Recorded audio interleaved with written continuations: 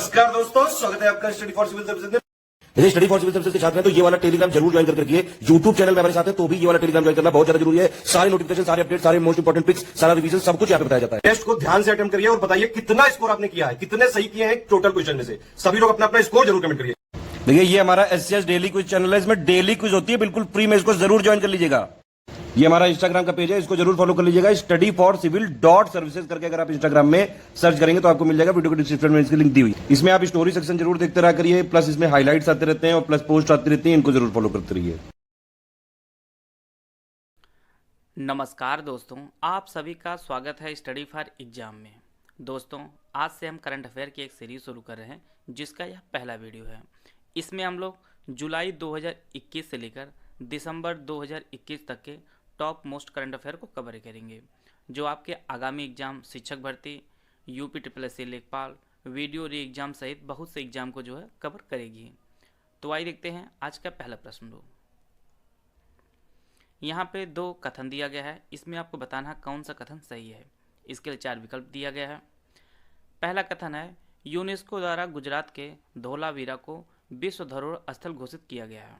दूसरा कथन है, भारत में कुल 39 विश्व धरोहर स्थल हैं। केवल एक सही है, केवल 2 सही है, दोनों सही है, इनमें से कोई नहीं सही है। तो इसका जो सही आंसर है वह ऑप्शन ए, इसका जो पहला कथन है वह सही है कि यूनेस्को द्वारा गुजरात के धोलावीरा को विश्व धरोहर स्थल घोषित किया गया है। यहाँ हड़प्पा कालीन सभ्यता के अवशेष प्राप्त हुए हैं धौलावीरा में, और यह सिंधु घाटी सभ्यता की पहली साइट है जिसे विश्व धरोहर स्थल के रूप में शामिल किया गया है। और इसकी जो खोज है वह जगपत जोशी ने किया था 1966-67 में, और बाद में जो है इसकी खोज वह आर बिष्ट ने भी की थी धौलावीरा की। वर्तमान में भारत में कुल 40 विश्व धरोहर स्थल हैं, इसीलिए इसका जो दूसरा स्टेटमेंट है वह गलत है। और 39वां जो विश्व धरोहर स्थल घोषित किया गया है वह रामाप्पा मंदिर जो तेलंगाना में स्थित है। और भारत में कुल 40 विश्व धरोहर स्थल हैं, उनमें 32 सांस्कृतिक, 7 प्राकृतिक और 1 मिश्रित विश्व धरोहर है। और भारत से अधिक किन किन देशों में विश्व धरोहर स्थल घोषित किया गया है, उनमें इटली, स्पेन, जर्मनी, चीन और फ्रांस देश हैं जिनमें भारत से अधिक विश्व धरोहर स्थल स्थित हैं। आते हैं अगला प्रश्न लोग। भारत और रूस की नौसेनाओं के बीच 12वां इंद्र नेवी अभ्यास बाल्टिक सागर में 28 और 29 जुलाई 2021 को आयोजित किया गया था। इंद्र नेवी अभ्यास की शुरुआत 2003 में की गई थी। तो इसका जो सही आंसर है वह ऑप्शन सी, इसकी जो दोनों स्टेटमेंट है वह सही है कि भारत और रूस की नौसेनाओं के बीच 12वां इंद्र नेवी अभ्यास बाल्टिक सागर में 28 और 29 जुलाई 2021 को आयोजित किया गया था। और यह इस अभ्यास की जो शुरुआत हुई थी वह 2003 में की गई थी। यह इस प्रकार से प्रश्न बनाया गया कि आपकी परीक्षा में कुछ भी प्रश्न इससे संबंधित पूछे तो आप उसके उत्तर देने में सक्षम हो सकें। प्रश्न इस प्रकार से पूछा सकता है कि इंद्र नेवी अभ्यास किन दो देशों के मध्य होता है, तो यह भारत और रूस के मध्य होता है। दूसरा प्रश्न इस प्रकार से होता है कि 2021 में इंद्र नेवी का कौन सा संस्करण आयोजित हुआ, तो 12वां संस्करण आयोजित किया गया था। कहाँ पर, तो यह बाल्टिक सागर में आयोजित किया गया था। और इसकी शुरुआत कब हुई है, तो इसकी शुरुआत जो है वह सन 2003 में की गई थी इंद्र नेवी की। आते हैं अगला प्रश्न लोग।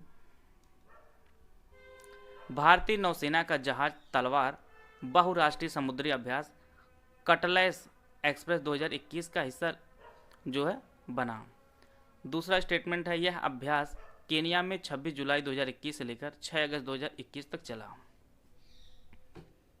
इसका जो सही आंसर है वह ऑप्शन सी, इसके भी दोनों स्टेटमेंट जो है वह सही है कि तलवार जो जहाज भारत का वह कटलैस एक्सप्रेस 2021 में भाग लिया।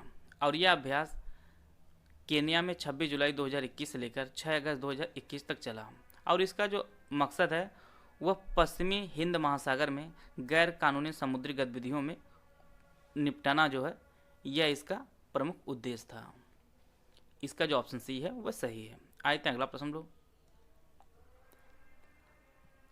जितने भी प्रश्न हैं आपको सही कथन के ही चूज करना है आपको। तो यहाँ पे 2 स्टेटमेंट इसमें भी दिया गया है। INS ऐरावत इंडोनेशिया के लिए कोविड राहत आपूर्ति के साथ जाकर्ता गया। दूसरा स्टेटमेंट है, इंडोनेशिया दुनिया का तीसरा सबसे अधिक आबादी वाला देश है। तो इसका जो सही आंसर है वह ऑप्शन ए इसका जो सही आंसर है। पहला स्टेटमेंट इसका सही है कि INS एरावत इंडोनेशिया के लिए कोविड राहत आपूर्ति के साथ जकार्ता गया। दूसरा स्टेटमेंट इसलिए गलत है क्योंकि जो इंडोनेशिया है ये दुनिया का तीसरा सबसे अधिक आबादी वाला देश नहीं बल्कि ये चौथा है। पहले स्थान पर चाइना आता है, दूसरे स्थान पर अपना भारत देश है, तीसरे स्थान पर अमेरिका है और चौथे स्थान पर इंडोनेशिया आता है। बात करते हैं मुस्लिम आबादी की, तो सर्वाधिक मुस्लिम आबादी वाला जो देश है वह इंडोनेशिया है। इंडोनेशिया इसमें जो है प्रथम स्थान पर है। और यह INS एरावत जो इंडोनेशिया कोविड राहत सामग्री जो लेकर गया था वह मिशन सागर के तहत ले गया था और इंडोनेशिया जो राजधानी है वह जकार्ता है। आते हैं अगला प्रश्न लोग।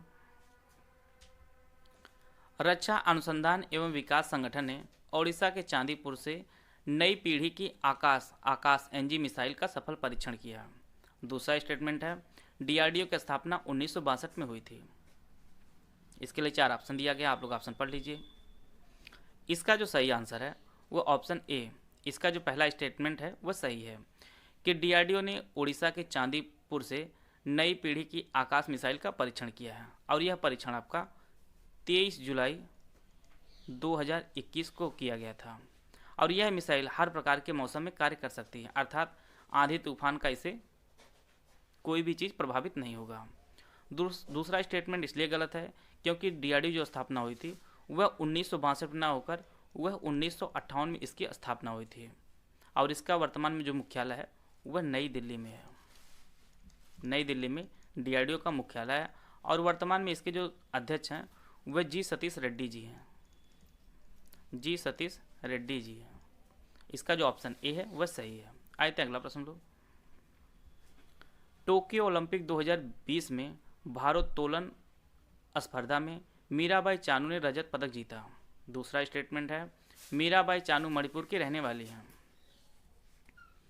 इसका जो सही आंसर है वह ऑप्शन सी, इसके जो दोनों स्टेटमेंट हैं वह सही है कि टोक्यो ओलंपिक 2020 में भारोत्तोलन स्पर्धा में मीराबाई चानू ने रजत पदक जीता और इन्होंने जो है 49 किलोग्राम वर्ग कैटेगरी में यह रजत पदक जीता और ओलंपिक में भारोत्तोलन श्रेणी में पदक जीतने वाली ये दूसरी महिला हैं। इससे पहले जो है सिडनी ओलंपिक सन 2000 में हुआ था, उसमें कड़म मल्लेश्वरी ने जो है कांस्य पदक जीता था भारोत्तोलन में और मीराबाई चानू ने कुल 202 किलोग्राम वजन उठाकर यह रजत पदक जीता था। बात करते हैं मीराबाई चानू के, तो मीराबाई चानू जो है वह मणिपुर की रहने वाली हैं और इन्हें सन 2018 में राजीव गांधी खेल रत्न पुरस्कार प्राप्त हुआ था। अब बात करते हैं टोक्यो ओलंपिक 2020 के, तो यह ओलंपिक जो है वह जापान में आयोजित किया था, जापान में जो है आयोजित किया गया था।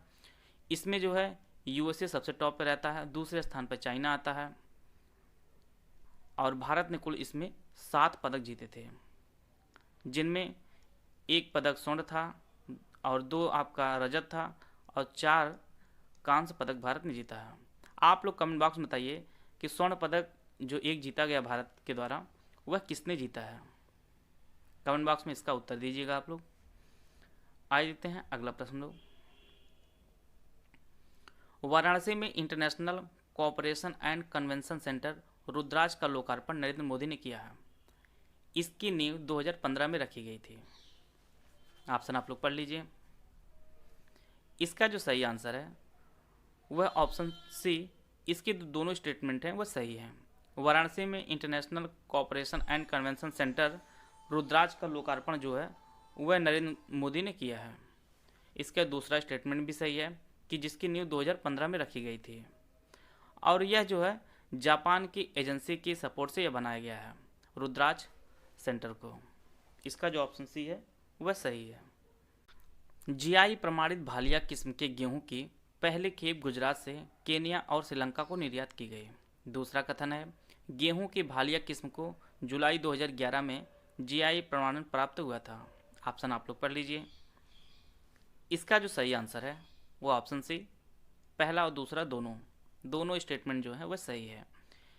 भालिया किस्म के गेहूं की पहली खेप गुजरात से केन्या और श्रीलंका निर्यात की गई है।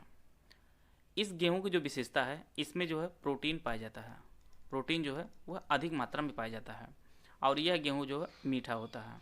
और यह गेहूं गुजरात के खेज, आनंद, सुरेंद्रनगर आदि में जो है उगाई जाती है। बात करते हैं जीआई टैग की, तो गेहूं की भालिया किस्म को जीआई टैग 2011 में प्राप्त हुआ था, जुलाई के। जीआई टैग जो है जिसे प्राप्त होता है, उसकी जो वैधता होती है वह 10 वर्ष होती है। जीआई टैग, पहला जीआई टैग दार्जिलिंग की चाय जो पश्चिम बंगाल में है उसे प्राप्त हुआ था। सन 2004 में दार्जिलिंग की चाय को जीआई टैग प्राप्त हुआ है। बात करते हैं गेहूं की, तो गेहूं के उत्पादन में भारत का जो स्थान है वह सेकंड स्थान है, और राज्यों में जो है पहला जो स्थान है वह उत्तर प्रदेश का है। इसके बाद आपका पंजाब का, फिर हरियाणा का। तो इस प्रकार जो है सभी जितने भी प्रमुख बिंदु थे हमने इसको कवर कर लिया है इस प्रश्न में। आते हैं अगला प्रश्न लोग।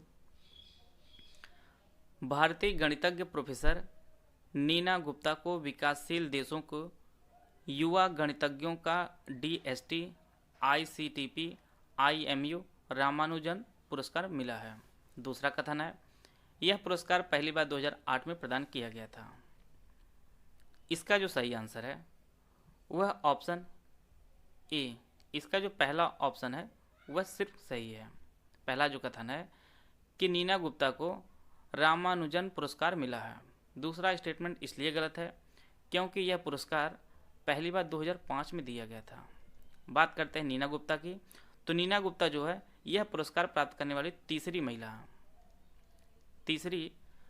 हैं, और यह पुरस्कार हर साल दिया जाता है। इन्हें जो है 2014 में युवा वैज्ञानिक पुरस्कार भी प्राप्त हुआ है, और बाद में 2019 में इन्हें शांति स्वरूप भटनागर भी पुरस्कार भी प्राप्त हुआ है। तो यह पुरस्कार 2005 में शुरू हुआ है, और यह तीसरी महिला हैं जिन्हें यह पुरस्कार प्राप्त हुआ है।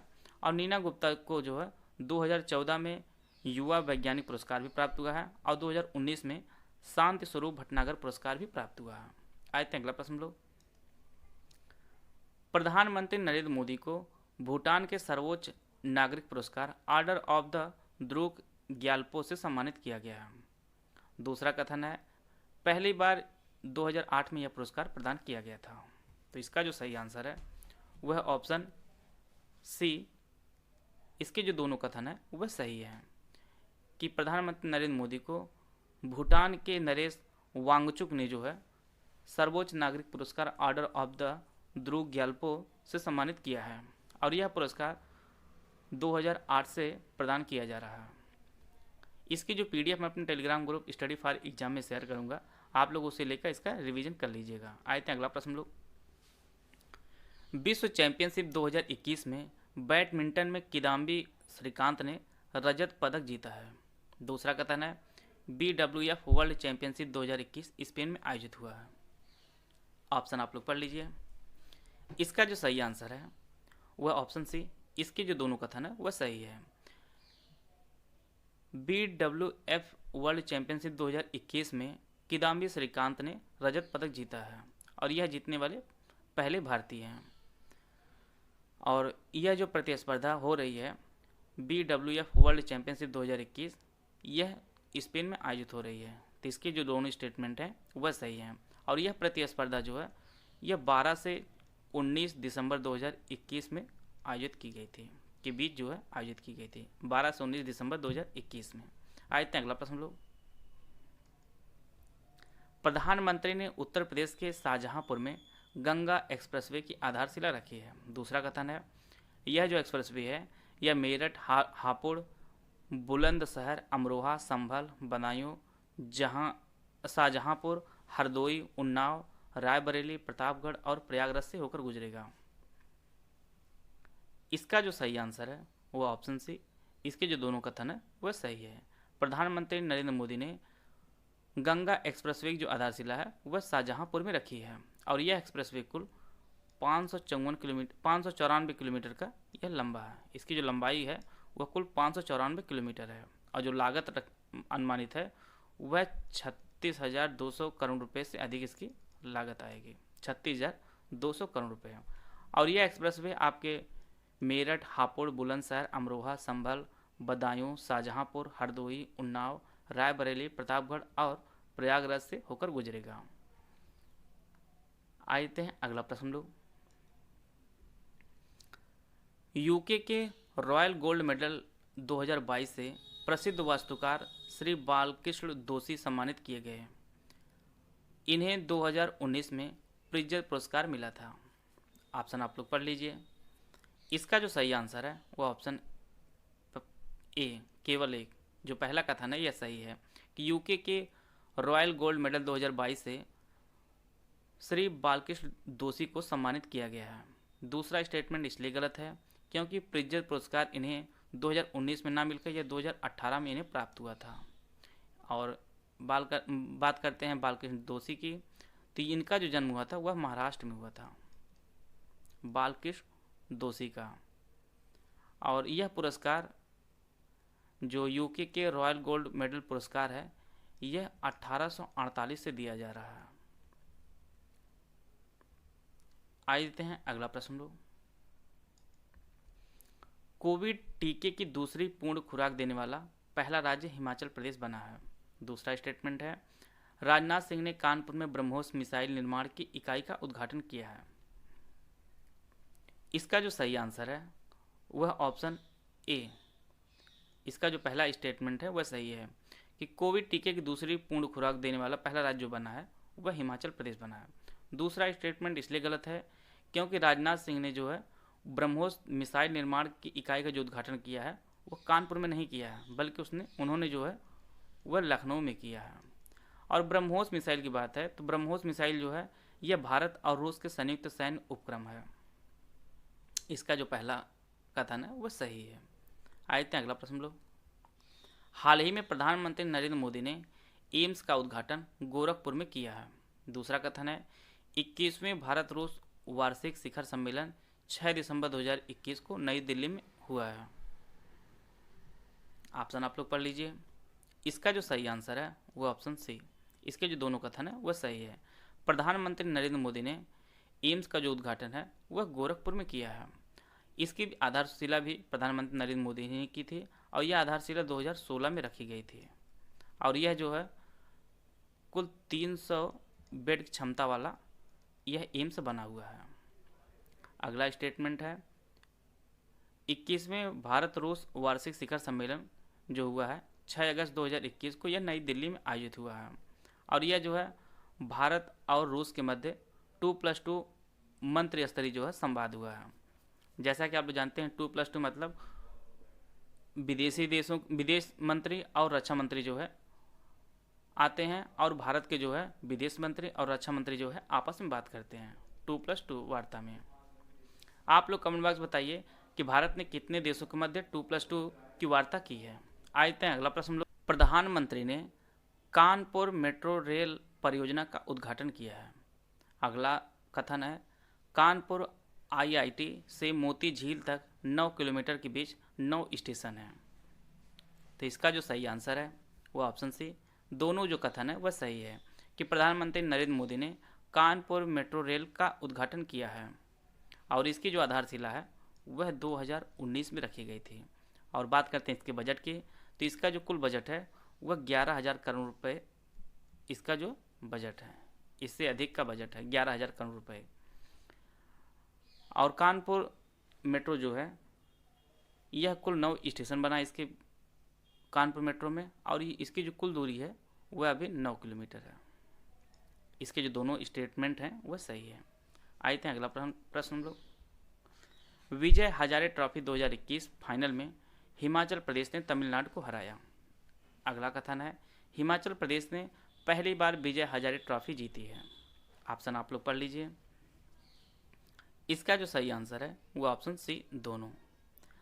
विजय हजारे ट्रॉफी 2021 में हिमाचल प्रदेश ने तमिलनाडु को हराकर अपनी पहली जो है विजय हजारे ट्रॉफी को जीत लिया। इसका जो ऑप्शन सी है वह सही है। आते हैं अगला प्रश्न लोग। अंतर्राष्ट्रीय आपराधिक पुलिस संगठन ने अहमद नासर अल रईसी को अपना अध्यक्ष चुना है। दूसरा कथन है अंतर्राष्ट्रीय आपराधिक पुलिस संगठन की स्थापना 1933 को हुई है। ऑप्शन आप लोग पढ़ लीजिए। इसका जो सही आंसर है वो ऑप्शन ए, इसका जो पहला कथन है वह सही है। अंतर्राष्ट्रीय आपराधिक पुलिस संगठन अर्थात इंटरपोल ने अपना अध्यक्ष जो है वह यूएई के अहमद नासर अल रईसी को अध्यक्ष बनाया है। आप लोग इनका नाम और इनके देश को जो है ज़रूर याद कर लीजिए, क्योंकि जितनी भी बड़ी संस्थाएं होती हैं उनके जो अध्यक्ष होते हैं उनके देश को भी परीक्षा में पूछा जाता है। कई बार परीक्षा में पूछा भी गया है। दूसरा स्टेटमेंट इसलिए गलत है क्योंकि इंटरपोल की जो स्थापना हुई है वह 1923 में हुई है, 1933 में नहीं 1923 में हुई है। और वर्तमान में जो है इसका मुख्यालय वह लियोन फ्रांस में स्थित है। और इसके जो कुल सदस्यों की जो संख्या है, सदस्य देश हैं, वह कुल 195 सदस्य देश हैं इंटरपोल के। आए देते हैं अगला प्रश्न लोग। भारत अंतर्राष्ट्रीय विज्ञान महोत्सव का 7वां संस्करण 10 से 13 दिसंबर 2021 तक पणजी गोया में आयोजित हुआ है। दूसरा कथन है पहला अंतर्राष्ट्रीय विज्ञान महोत्सव 2015 में पुणे में आयोजित किया गया था। केवल एक सही है, केवल दो सही है, दोनों सही है, इनमें से कोई नहीं सही है। जितने भी प्रश्न यहाँ पर बनाए गए उनमें सही कथन के बारे में ही पूछा गया है। तो इसका जो सही आंसर है वह ऑप्शन ए, इसका जो पहला स्टेटमेंट है वह सही है कि भारत अंतर्राष्ट्रीय विज्ञान महोत्सव का 7वां जो संस्करण आयोजित हुआ है वह पणजी गोवा में आयोजित हुआ है और यह 10 से 13 दिसंबर 2021 के मध्य जो है आयोजित किया गया था। दूसरा स्टेटमेंट इसलिए गलत है क्योंकि पहला भारत अंतर्राष्ट्रीय विज्ञान महोत्सव 2015 में जरूर आयोजित हुआ था, लेकिन वह पुणे में नहीं आयोजित हुआ था, वह नई दिल्ली में आयोजित हुआ था, नई दिल्ली में आयोजित हुआ था। और भारत अंतर्राष्ट्रीय विज्ञान महोत्सव का जो 7वां संस्करण हुआ है इसका जो उद्घाटन है वह केंद्रीय मंत्री जितेंद्र सिंह ने किया है। इसका जो उद्घाटन है वह केंद्रीय मंत्री जितेंद्र सिंह ने किया है। और 2021 की जो थीम रखी गई थी वह समृद्ध भारत के लिए रचनात्मक विज्ञान प्रौद्योगिकी और नवाचार का जश्न मनाना इसकी जो है थीम रखी गई थी, भारत अंतर्राष्ट्रीय विज्ञान महोत्सव के 7वें संस्करण का। इसकी जो पीडीएफ मैं अपने Telegram group study for exam में शेयर करूंगा, आप लोग उसे लेकर इसका रिवीजन कर लीजिएगा। अगर आपका कोई सुझाव हो तो आप लोग कमेंट बॉक्स में जरूर दीजिएगा। वीडियो पूरा देखने धन्यवाद। जय हिंद, जय भारत।